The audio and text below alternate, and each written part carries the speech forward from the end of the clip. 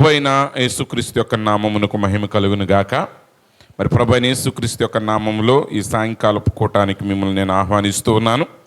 ఈ సమయంలో మనం ఒక లేఖన భాగాన్ని మనం చదువుకుందాం.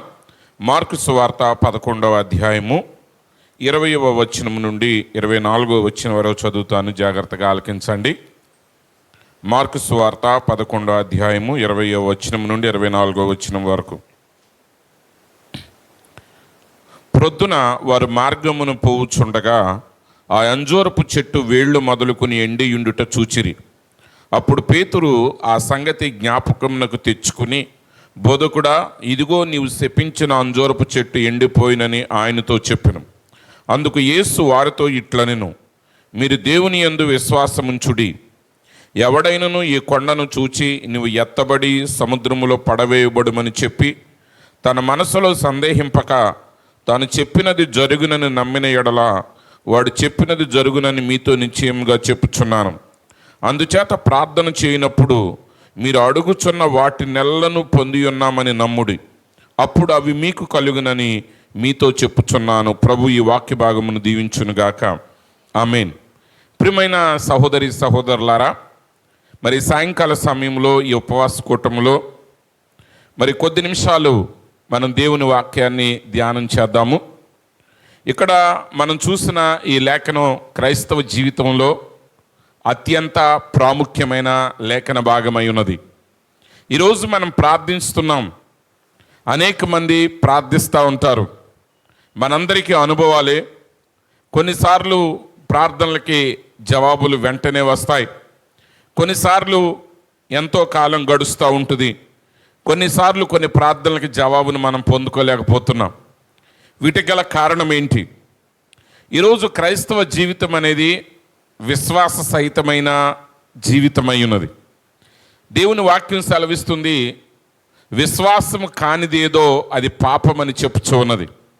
అనగా ఈరోజు దేవుని కార్యాలు మనం ఏది చేసినా, మన జీవితంలో మనం చేసే ప్రతి పని కూడా ఎలా చేయాలంటే దేవుని యందు విశ్వాసం ఉంచి మనం చేయాలి.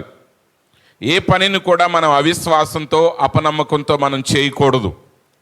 ఒక నిజ విశ్వాసి ఎప్పుడు కూడా ఆ దైవికమైన విశ్వాసముతో దేవునితో సహవాసం చేస్తూ దేవుని వాక్యం ఏదైతే మనకు బోధిస్తుందో ఆ మాటల యందు నమ్మకం కలిగి మనం చేయాలి.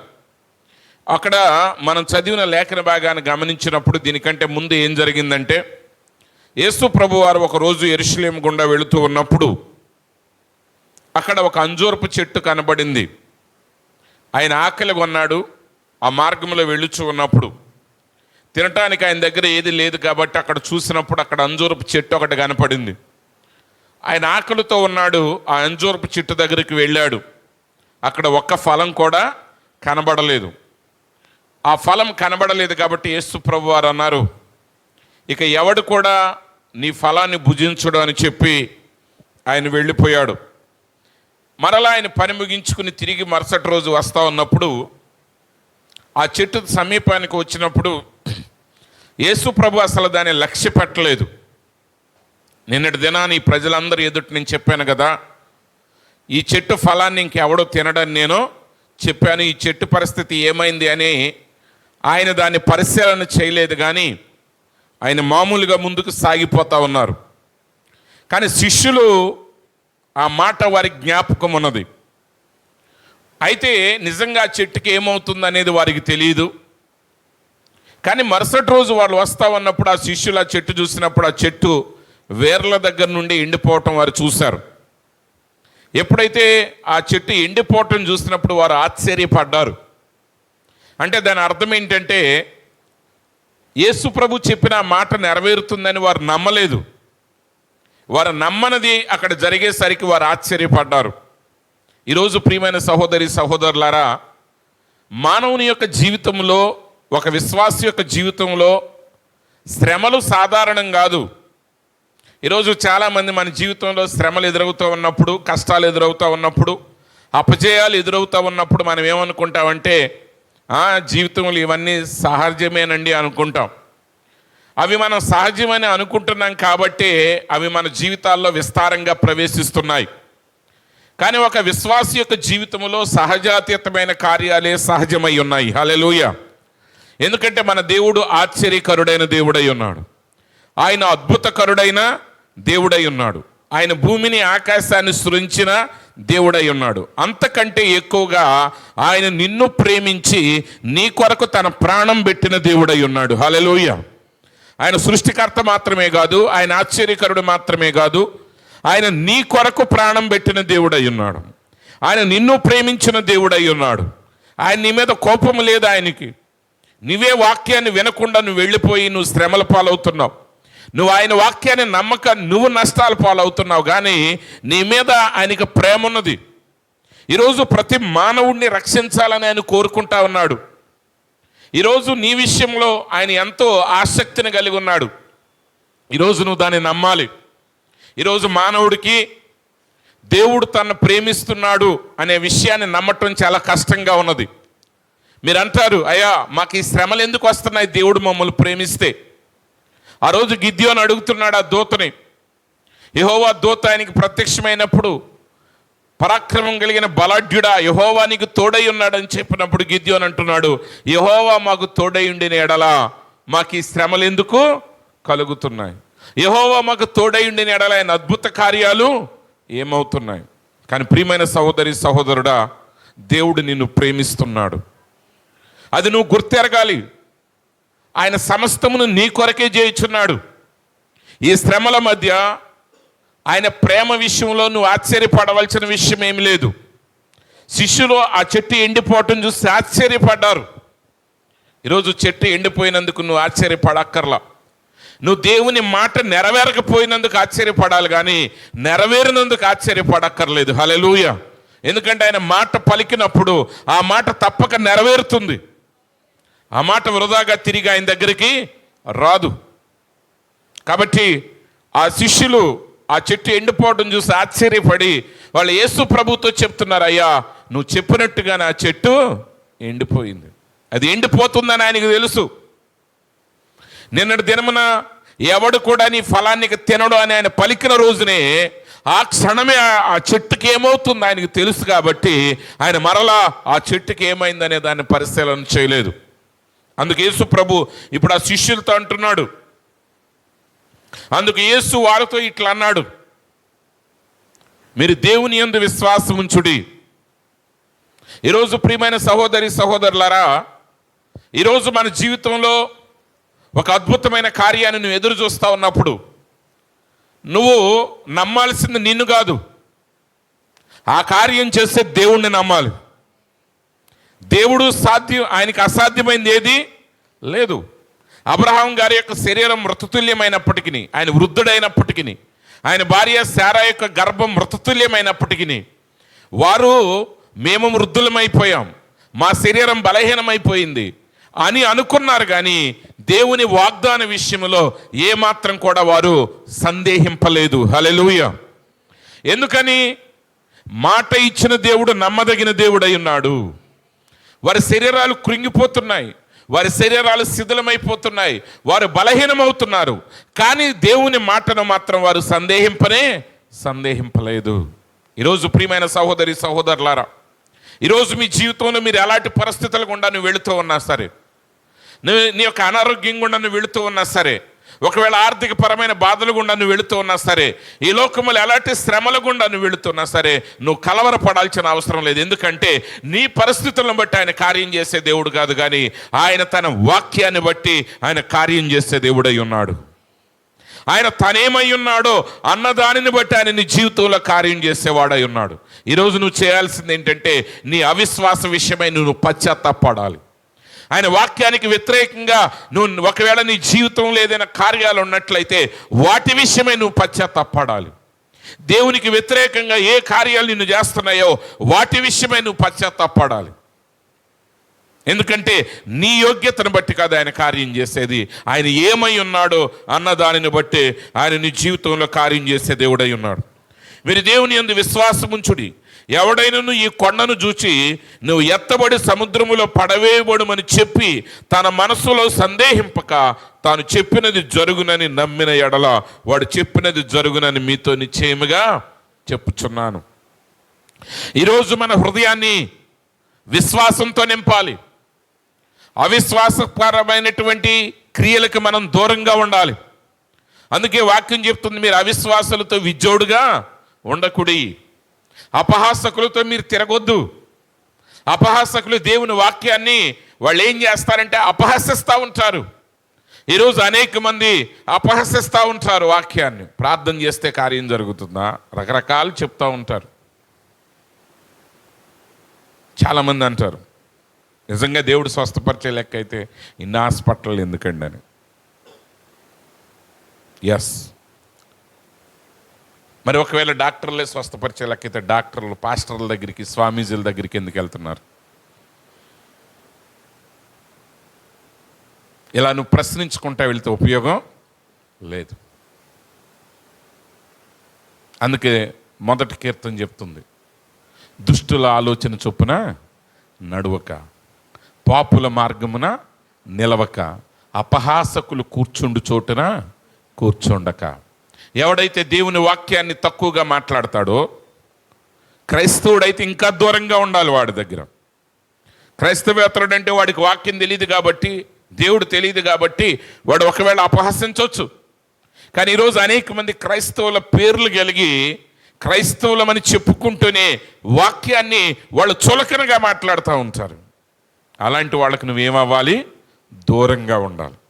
ఎందుకంటే నువ్వు ఆ కొండను చూసి, ఆ కొండను ఇక్కడ నుంచి కదిలించబడి సముద్రంలో పడవేయబడి నువ్వు చెప్పినంత మాత్రం చేత కాదు, కానీ నువ్వు చెప్పింది జరుగుతుందని నీ హృదయంలో నువ్వు విశ్వసించాలి. అప్పుడు నువ్వు చెప్పింది జరుగుతుంది. అందుచేత మీరు ప్రార్థన చేయనప్పుడు మీరు అడుగుచున్న వాటినెల్లా పొంది ఉన్నామని నమ్ముడి. ఈరోజు మనం ప్రార్థన మన ఇష్టం వచ్చినట్టుగా చేసి కూర్చోవటం కాదు. మీరు ప్రార్థన ఏ విషయం కొరకు చేస్తున్నారో ఆ విషయంలో దేవుడు మీకు జవాబిచ్చాడు అని మీరు నమ్మాలి. ఎందుకంటే యేసు ప్రభు వారు ఒక ఉపమానం చెప్పాడు. ఎవడైనా ఒక కుమారుడు తండ్రి దగ్గరికి వచ్చి, నాన్న నాకు రొట్టె కావాలంటే రాయినిస్తాడా? ఒకవేళ ఎవడైనా ఒక కుమారుడు తండ్రి దగ్గరికి వచ్చి నాకు చేప కావాలని అడిగితే పామునిస్తాడా? ఎవడు? యేసు ప్రభు అంటున్నాడు, చెడ్డవారైన మీరే మీ పిల్లలకు మేలైన వాటిని ఎరిగి ఉండగా. హల్లెలూయా. అంటే చెడ్డ తల్లిదండ్రులమైన మనమే మన పిల్లలకి మంచి చేయాలని మనం కోరుకుంటాం. మన పిల్లలకి మేలైనది ఇవ్వాలని మీరు కోరుకుంటారు. 500 సంపాదించే వ్యక్తి 1000 రూపాయల వస్తువు కొడుక్కి ఇవ్వాలనుకుంటాడు. 1000 రూపాయలు సంపాదించే వ్యక్తి 2000 ఖరీదైన వస్తువుని కొడుక్కి ఇవ్వాలని అనుకుంటాడు. మీరు ఏదైనా మీ పిల్లలకి శ్రేష్టమైన వాటిని ఇవ్వాలనుకుంటారు. మరి మీ పరలోకపు తండ్రి మరింత శ్రేష్టంగా అనుగ్రహిస్తాడు కదా.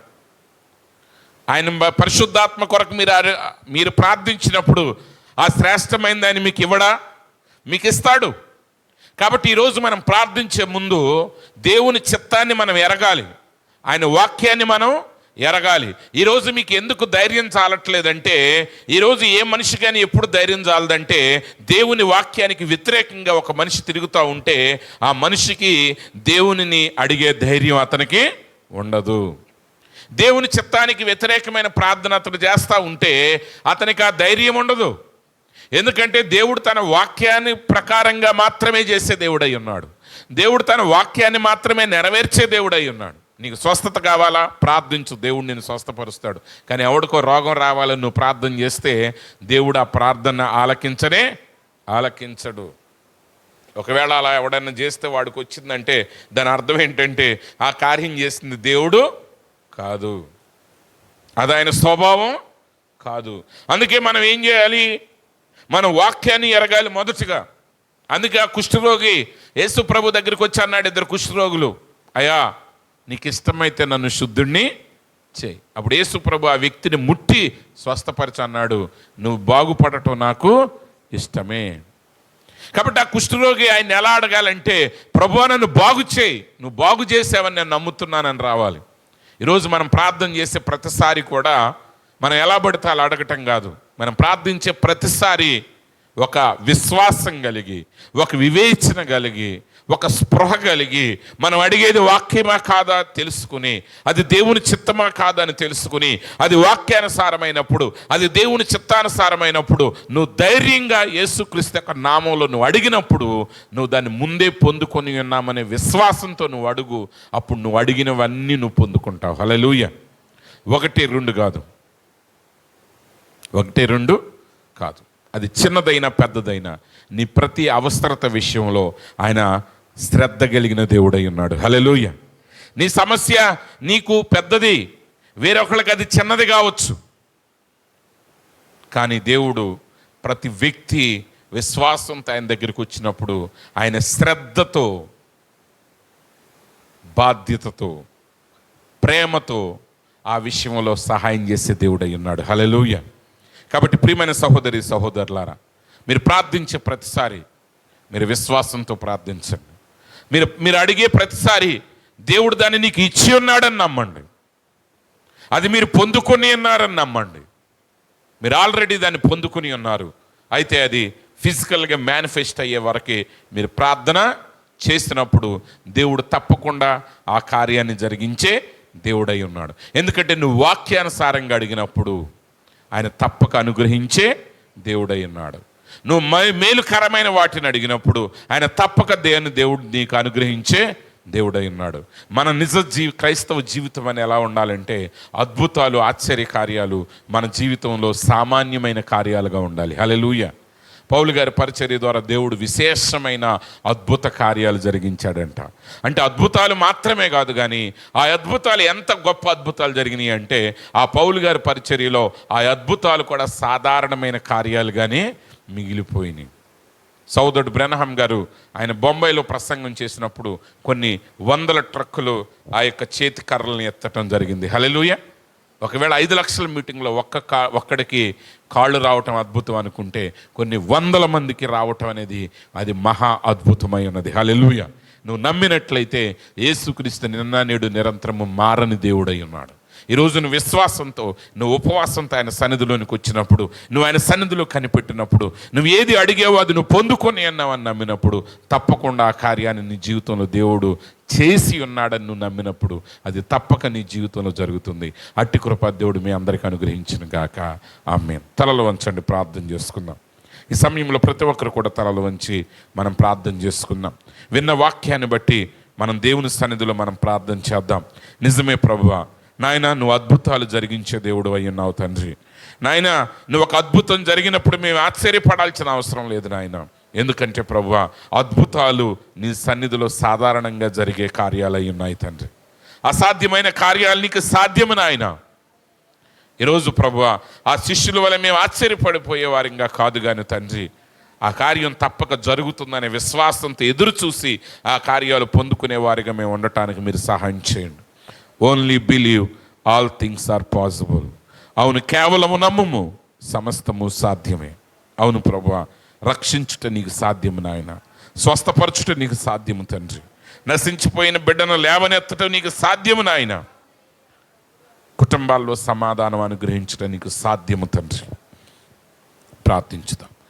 మహోన్నతుడ, మహాగణుడ, సర్వాధికారి యేసు ప్రభువా, నీ పరిశుద్ధమైన శ్రేష్టమైన నామానికి వందనాలు, స్తోత్రాలు తండ్రి. ఈ సమయంలో ప్రభువా, ఇంతవరకు నీ వాక్యం ద్వారా మాతో మాట్లాడినందుకు నీకు స్తోత్రాలు తండ్రి. అవును ప్రభువా, నీ యందు మేము విశ్వాసం ఉంచినప్పుడు తండ్రి నాయన, మా హృదయంలో ప్రభువా నీ వాక్యాన్ని మేము సంపూర్తిగా విశ్వసించినప్పుడు ప్రభువా, పరిస్థితులు ఏ రీతిగా ఉన్నప్పటికీ మేము ఏ విషయంలో మేము అడిగామో అది పొంది ఉన్నామని మేము నమ్మటానికి నీ సహాయాన్ని మాకు అనుగ్రహించండి. ఆ రోజు ప్రభువా నాయన, చిన్న బిడ్డను తీసుకొచ్చినటువంటి ఆ తండ్రి అంటున్నాడు, ప్రభువా నేను నమ్ముచున్నాను, అపనమ్మిక లేకుండా నాకు సహాయం చేయమన్నాడు తండ్రి. ఈరోజు ప్రభువా నీ వాక్యాన్ని వెంబడిస్తుండగా నాయన, నీ బిడ్డలకు అవిశ్వాసం లేకుండా, అపనమ్మకం లేకుండా సహాయం చేయండి తండ్రి. నీ వాక్యాన్ని సంపూర్తిగా విశ్వసించిన ఆయన నీ అద్భుతాలు వారి జీవితాల్లో పొందుకోవటానికి మీరు సహాయం చేయండి. ఎవరు ఏ అవసరత కొరకు ప్రార్థిస్తున్నారో తండ్రి, వాటిని మీరు అనుగ్రహించినందుకు నీకు వందనాలు చెల్లిస్తున్నాం ప్రభువా. నిజంగా సంపూర్ణమైన విశ్వాసంతో, పరిపూర్ణమైన విశ్వాసంతో తండ్రి సమస్తమును జయించి నీ ఎదుట జయించిన బిడ్డలుగా వారు నిలబడటానికి కృప చూపండి, మహిమ పొందండి. యేసుక్రీస్తు పరిశుద్ధ నామంలో ప్రార్థిస్తున్నాం తండ్రి, ఆమేన్. మన ప్రభువును రక్షకుడైన యేసుక్రీస్తు యొక్క ప్రేమ, కృప, శాంతి, సమాధానము మనందరికీ సదాకాలం తోడైండి నడిపించునుగాక. ఆమేన్. God bless you.